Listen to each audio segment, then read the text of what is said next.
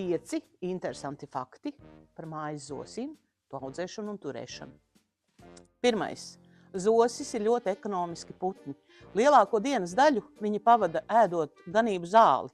Un, ja mums ir saimniecībā labi sēti zālāji, tas uz pusi un pat vēl lielāku daļu var samazināt barības izmaksas.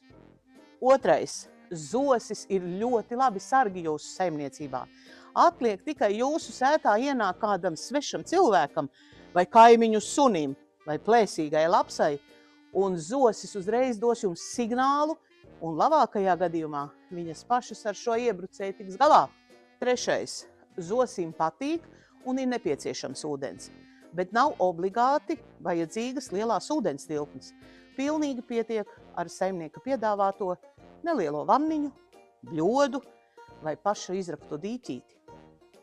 Ceturtais. Zosis strauji aug, un tieši tāpēc viņas izvēlās gaļas audzēšanai. Un piektais. Zosis ir ļoti ģimeniski putni.